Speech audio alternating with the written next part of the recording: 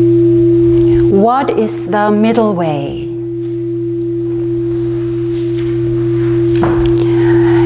It's said to be a policy or course of action that avoids extremes. Without excess or deficiency, when between two extremes, choose the way in the middle.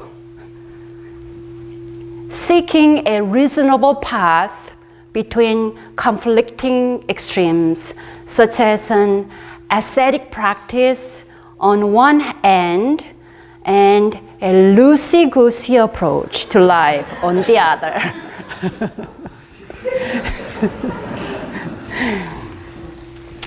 Rumi said, your hand opens and closes. Opens and closes. If it were always a fist or always stretched one, you would be paralyzed. So your deepest presence is in every small contraction and expansion. These two actions are beautifully balanced and coordinated as a bird's wings. There are many perspectives on the middle way, and today you are invited to contemplate 4 approaches. First, through Buddha's enlightenment journey, through the view of Confucianism, through Nagarjuna's philosophy, and through Sotaesan's teaching. Buddha's enlightenment journey. During Buddha's searching and practicing for 6 years, he had tried all kinds of well-known traditions and reached ultimate levels of practice, and even been near death from his sometimes extreme ascetic practices. But he did not feel quite right with extreme approaches in those traditions. The Buddha finally meditated under a Bodhi tree. He meditated there for 7 weeks, 49 days. During this time, a young woman named Sujata offered him a bowl of rice milk. And this meal gave him the strength he needed to continue his quest and attain Bodhi, which means enlightenment, at the age of 35. The Buddha obtained enlightenment through his realization of the middle way. As for the middle way, Buddha used the analogy of a stringed instrument. Strings should not be too tight or too loose. Too tight, they will break. Too loose, no music. The middle way, Madhyamika. In Sanskrit, Madhyamika means central, middle way. The middle way in Korean is Jungdo. Can you say Jungdo? Can you say Madhyamika? So this in Sanskrit and in Korean. The Tao of Jung. Jung in Chinese character means middle or mean. Doesn't the shape of this character look like the middle to you? Buddha describes the Noble Eightfold Path as the middle way of moderation, the path between extremes of sensual indulgence and self-mortification. He said to his followers, monks, these two extremes ought not to be practiced by one who has gone forth from the household life. Now, let us have a brief review of the Four Noble Truths. You didn't know you're going to have a pop quiz today.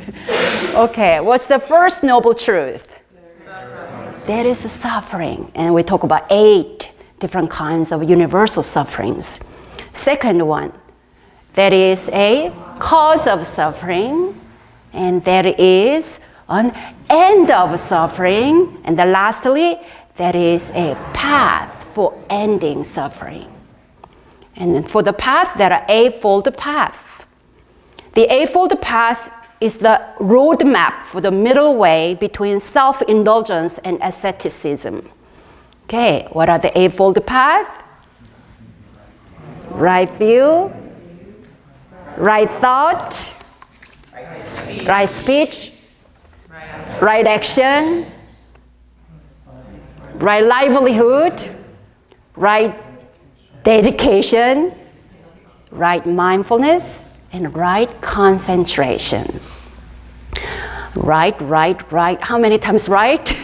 8 times. What does right mean here? Right does not mean the dualistic right versus wrong. Right means impartial, non-biased, and non-attached. Right means appropriate.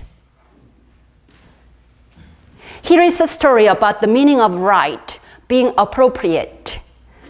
Several kings in India were enjoying themselves at a big luxurious party with delicious food, beautiful music and dance, a richly fragrant and mostly pleasant setting. While enjoying the party, the kings happened to debate what was the most pleasurable thing in the world. One said, seeing very beautiful things is the most pleasurable. Another said, listening to magnificent music and hearing the sweet voice of your loved one is the best. The king who loved to eat said, no. Tasting delicious food, you can't top that. Another said, smelling the fragrance of a rose is the most exquisite pleasure. The last king said, to me, the sensation of touching is the sweetest of all. The kings debated and debated among themselves and finally decided to ask the Buddha's opinion. The Buddha said, above all, being appropriate leads to the highest pleasure and contentment. Because no matter how pleasant and how pleasurable something may be, if we use the sensory faculties excessively, the experience is no longer pleasurable. If you think so, nod.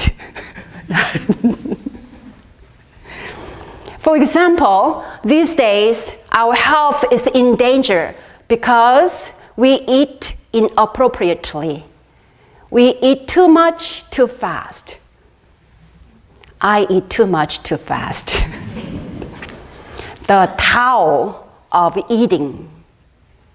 Many of us in America need to find the middle way by eating less food.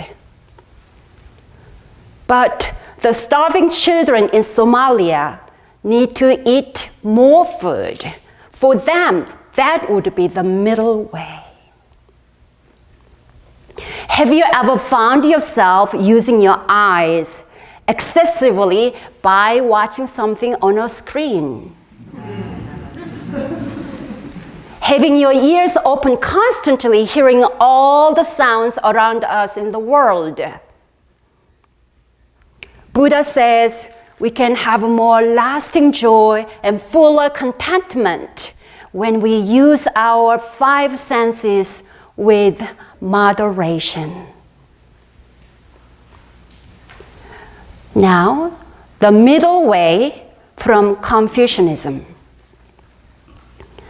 In a Confucian text, 중용, which is translated as golden mean or perfect moderation, middle way means being appropriate with regard to when and where you are.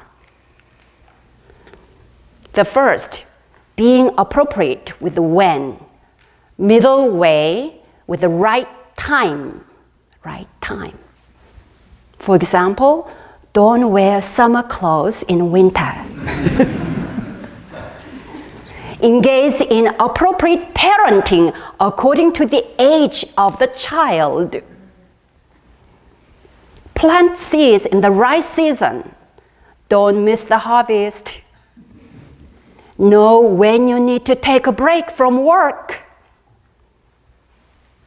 Second, being appropriate with where you are. Middle way with the right place. Right place. Don't seek quietness in a nightclub on a Saturday night. In the temple, during the chanting meditation, let your voice be loud, but don't talk to your neighbor during silent meditation. The bathroom is the right place for taking a shower and being naked. The street is the wrong place, even when it rains. Peacock poop on the temple deck is unwelcome, but in the garden, it is a nice fertilizer. You are a passenger in a taxi and a mom at home. Don't be a mother to the taxi driver, and don't just be a passenger when you are with your family. As for being appropriate with regard to when and where you are, how much or how little, how fast or how slow, what is just right is not fixed. On a scale of 100, the middle way does not necessarily mean 50. 20, 30, or 90 can be the appropriate middle way. Nagarjuna. Nagarjuna is an Indian Buddhist philosopher in the 2nd century CE and lived about 600 years after Buddha passed away. Through his numerous writings, he articulated the doctrines of emptiness, sunyata, and developed the middle way school. Because of his ongoing development of writings and teachings and articulation, the middle way school naturally developed. Nagarjuna is considered as a father of Mahayana Buddhism. In India and Tibet, he was also revered as the second Buddha. Nagarjuna taught that the middle way is not possible without an understanding of emptiness. Can you repeat that sentence, please? The middle way is not possible without an understanding of emptiness. Enlightenment as to emptiness guides the life of the middle way. The middle way based on emptiness, that is non-discrimination. What does this mean? Prajna, pure innate wisdom, is a non-discriminative state of mind. Prajna transcends dualistic and fixed perception and even transcends the concept of transcendence. From that place,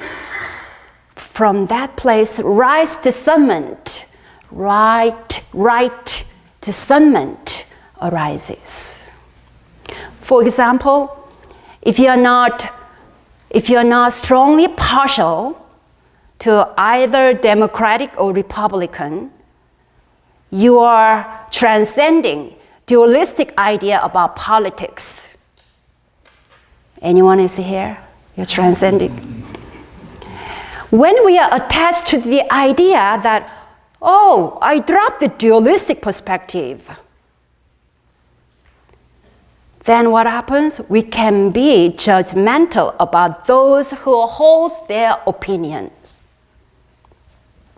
That is why the middle way is possible when we transcend even the concept of a transcendence. Is it clear? In other words, when we drop concepts, language, labels, and beliefs from the resulting, fully open, impartial space, the middle way arises. Therefore, Nagarjuna's philosophy is that the middle way is not possible without an understanding of emptiness. When we are anchored in emptiness, we embody the ultimate middle way. The middle way is not a theory, but rather a life application. In the chapter, Grace of Heaven and Earth, Sote-san, our teacher, said, like the nature of sky and earth, in all our action, we should avoid becoming enticed by remoteness or closeness, intimacy or distance, joy or anger, sorrow or happiness, and ever keep to the middle way. He also said, you need not eliminate by force your feelings of joy or anger, sorrow or happiness. You need not eliminate by force your feelings of joy or anger, sorrow or happiness. Rather, I urge you to exercise your free frame of mind without constraint. By applying joy, anger, sorrow, and happiness appropriately, according to time and place, always making sure that you are not diverge from the middle way. In the chapter Cause and Effect, it said, just as the weather is sometimes fine, sometimes gloomy, so too is a human being's spiritual energy sometimes refreshed and sometimes melancholy. And the surrounding sensory conditions are sometimes favorable and sometimes unfavorable. These are also natural changes in accordance with the principle of cause and effect. When a person who understands this principle experiences these changes, his or her mind will simply be just as it is, as unconcerned as the sky and earth. But for a person who does not understand this principle, these changes will disturb his or her mind, and he or she will never be able to grasp the middle way between joy and sorrow, between suffering and happiness. Thus, there is no limit to the sea of suffering. In Won Buddhism, there are 30 precepts. Do you know how many precepts again? 30 precepts. The first 10 are for beginners, and 4 of them refer to due cause. Due cause. Do not kill without due cause. Do not consume intoxicants without due cause. Do not borrow or lend money between close friends without due cause. Anyone ever done that? Sote-san said, do not smoke or vape tobacco without due cause. Well, I updated the scripture a little bit here. What does this mean without due cause? Who gets to decide? Who decide? You? Me? Your mom? Buddha? This is how I understand. As a beginner, don't strive for perfection. Know your level and work at that level. Without due cause means apply the middle way at your own pace. Precepts are guidelines for your personal journey because only you can determine what is due cause for you. You are empowered as to how you can design your practice. The path of middle way leads us to mindful, harmonious living. The practice of a middle way is both a gift and a responsibility. How do we pursue the middle way in the sometimes extreme worlds of politics, society, economics, and religion? In your every use of eyes, ears, nose, mouth, body, and mind, how would you like to embody the middle way? Let us take a moment to contemplate these questions.